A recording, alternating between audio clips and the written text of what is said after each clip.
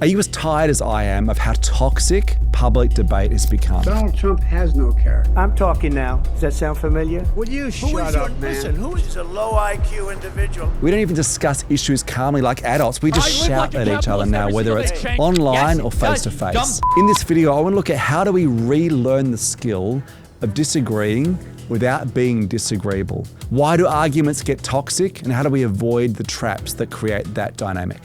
My name's Michael McQueen. I'm a best-selling author who works with Fortune 500 brands around innovation, leadership, and adapting to change. If there's one skill we need more than any other right now, it's relearning the skill of disagreeing with other people well, rediscovering what civility in conversation looks like. And this is not just about being polite, it's also about being persuasive. So much of persuasion is about how you respond to other people. That's what paves the way for you to be influential. I love the insight from venture capitalist Paul Graham, and he suggests there's a 5-level hierarchy of different types of argument at the lower levels, which are the most common ways we tend to engage with those that we're arguing with. It's also the level that's most toxic, it's most destructive. As you move up the hierarchy, the highest level of argument, mode number 5 is the most constructive, the most healthy. That's what we need to be aiming at if we're going to be disagreeing well. So let's look at these 5 modes of argument or disagreement. The first one is labeling. Now, this is sadly the one you see most commonly, particularly in public discussions and even in the political arena. We resort to labels, simple generalizations like you're a fool, you're a bigot, you're a lefty. We just feel like we can dismiss people entirely with a label, and that somehow settles the argument or makes our point. But here's the problem. Labels are the vehicles of prejudice. And when we use a label, we're actually dismissing the essence and the value and the dignity of another person. Using this mode of labeling isn't just impolite, it's also unpersuasive. And the term often used to describe this is the ad hominem fallacy. This is basically where you are playing the person and not the ball. You're not really engaging with issues, you're just having a shot at the other party. And so the key then is just to be mindful when you're engaging with someone else. The moment you start to resort into labels and generalizations, having a shot at the person rather than the essence of their argument, you're in mode 1, and it's not a constructive place to be. Socrates put it best when he said, when debate is lost, slander becomes the tool of the loser. The second mode in this hierarchy is characterization. This is when you start attacking the characteristics or the authority or the identity of another person rather than engaging with the issue that they're presenting or their viewpoint. You might say things like, or they may say things like, well, you would say that because you're a socialist, or you're a liberal, or you're a woman, or you're a man, or any number of things that actually have nothing to do with the issue at hand. Often this is used in the reverse as well. Characterization is used to build your credibility without actually engaging with the issues. You know, people will say something like, well, as a mother of 4, and then they'll state their point, as if anything they say from that point forward has to be listened to and accepted simply because of their identity. The key, of course, is not to hide behind your identity or your authority, but to really engage with the issues. The third mode in this argument hierarchy is contradiction. In this mode, you just present a completely different perspective, assuming that by presenting that view, you're nullifying the debate entirely. In this mode, the disagreeing party simply states an opposing view, as if that in its own right nullifies the debate entirely. Or perhaps what they do is they cherry pick issues and ideas and data from your argument, and they present a different view that is at a tangent to your own perspective.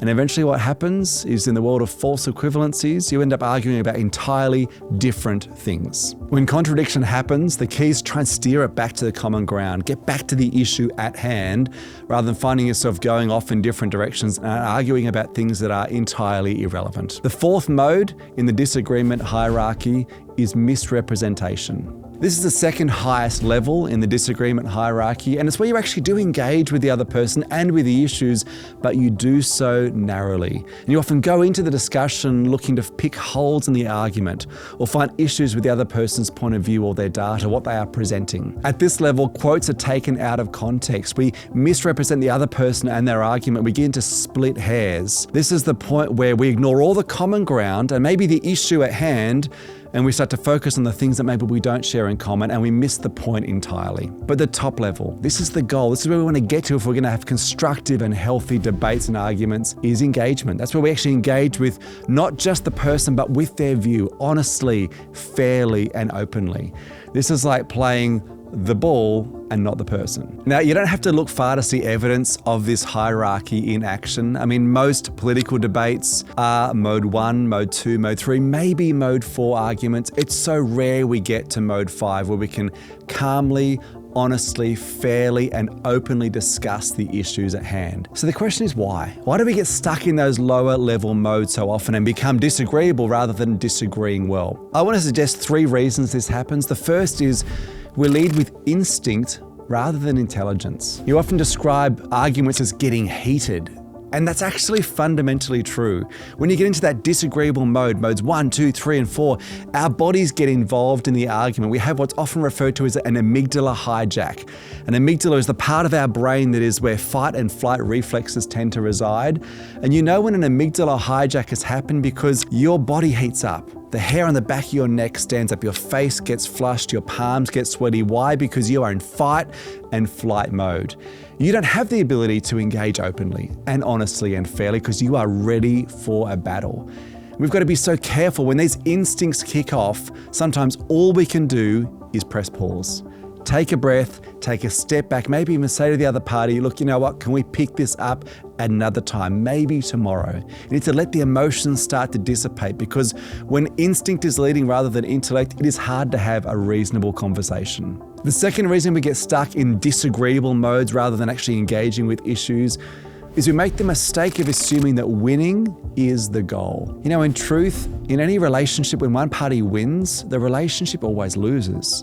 So if you are leaving an argument thinking that you've won by dominating the other person, by obliterating their arguments, there's every chance that they've left that conversation, not changed their mind at all, but perhaps having a lower view of you and certainly having a sense the relationship has been damaged. So have you really won at all? So the key is this: our opponents need not be, in fact, they cannot be seen as our enemies. There is no way to have a fruitful conversation with someone when we're going into battle mode and our goal is to dominate or win. The 18th century French essayist Joseph Joubert put it best when he said, "In any argument, the goal should be progress, not victory." The third reason we get stuck in these lower modes of being disagreeable and combative is we're all just a little bit hypocritical from time to time. And it's amazing how we use a very different yardstick to measure our behaviors, our choices, our viewpoints versus other people's. I mean, think about this, for instance. You pull up outside your kid's school to do school drop-off, and it's the no stopping zone. But you pull up because you feel justified. After all, you sprained your ankle yesterday. And also, it looks like it's going to rain really soon, and someone didn't put the umbrella back in the car yet again. So you've got to pull up because you've got reasons for being there. If only other people understood, they wouldn't judge you. And yet, when you see someone else pull into the no stopping zone out the front of your kid's school, what do you so effortlessly do? You judge them. They're so selfish, so rude. How dare they do that? See, we judge our own behaviors as an expression or a result of context. We judge other people's behaviors and choices as evidence of their character. Now, the technical term for this is fundamental attribution error, and we all do it. It is so easy to misjudge the motives of other people, make assumptions about why they say what they do, and therefore engage with them in a combative way based on those misrepresentations and misunderstandings of their motivation. So how do we move forward? I mean, the reality is to have constructive engagements is not easy, but it is simple. The solution for enmity is empathy, trying to get into other people's shoes and genuinely understand the world from their perspective. We'll have much more fruitful conversations, engagements, disagreements if we can do this well. This requires us to lead with curiosity rather than conviction, to enter a discussion or a disagreement wondering if there's a side of the argument from the other person's perspective that we may have missed. What's the perspective we haven't considered that maybe would shift our own view if we're aware of it, giving that other person the benefit of the doubt. I love the insight of peace activist Jean Knudsen-Hoffman, who said, "An enemy is one whose story we haven't yet heard." This goes to one of the core skills we have to cultivate if we're going to disagree well rather than be disagreeable, and let's get really good at listening. It was Abraham Lincoln who put it best when he said, "I don't like that person much. I'm going to have to get to know them better." Now, none of this is to say you can't have convictions, things that you feel really strongly about in the world and in life. But the challenge for all of us is how do you not become so convicted, so overly confident in what you think you know, that you become blind to different perspectives. And in this video, I look at that danger, the dark side of certainty, when we become overconfident, overcertain in our views, and how that can leave us vulnerable to not thinking clearly or well.